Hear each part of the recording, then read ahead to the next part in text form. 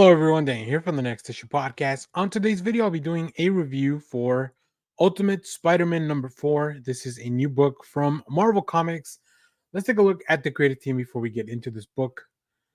This book is written by Jonathan Hickman with guest artist David Messina, colors by Matthew Wilson, letters by Cory Petit, and cover by the ongoing artist on the book, Marco Checchetto.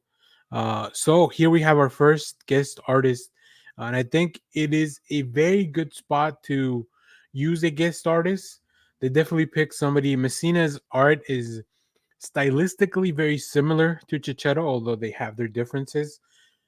So that's very cool, very interesting to see. Also, this issue is a lot different than the other ones narrative wise. Um, I will tell you this, it's a lot more slow paced, a lot more conversation driven. So we'll talk about that in a second. Let me give you a quick synopsis here. Who is the Green Goblin? In the last issue, we saw that both Peter and the Green Goblin met. So here we follow up on that. Peter Parker's secret life, fraying the edges of his personal life. J. Jonah Jameson and Ben Parker's pursuit of the truth, or at least the news, stirs unrest with the world at large. And now that Spider Man may not have to operate alone, the real work of rebuilding this corrupt world can begin.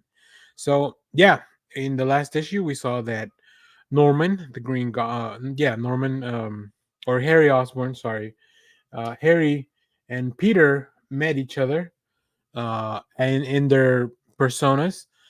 So now we follow them in this issue as they have dinner with their significant others, find out about each other a little bit more, and then talk about what comes with a secret identity.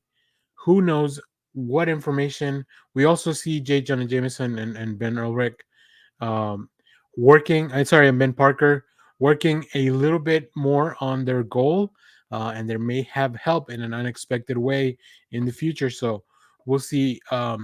As I mentioned, we have a guest artist, and let me bring up some of the preview art here. I think coming into a book like this, that where the expectations are very high, definitely takes a lot. But the fact that this book is really mainly about the conversation, there's really only conversations. There's no fight, there's no struggle, there's no big blowout. We don't even see Spider-Man in his we don't even see Peter in his Spider-Man outfit. We do get a really nice surprise though as we get to meet more of the characters in this new Ultimate Universe, including Harry's wife, Gwen Stacy, the one and only. Now, in this world, she's very different from what we know from the 616 universe. Um, I really like the dynamic that Jonathan Hickman writes between the couples. I think they're very well balanced couples. I think it's really interesting to see how they each have their own little nuances that they have to learn from each other. But I do love this aspect, this double date aspect of it. Reminds me very much of the Superman Batman double date issue, which it was just them kind of hanging out with their significant others, and that was just really fun. So, really, really great issue. I really enjoyed it. I like the way they're setting. I like the things that they're setting up.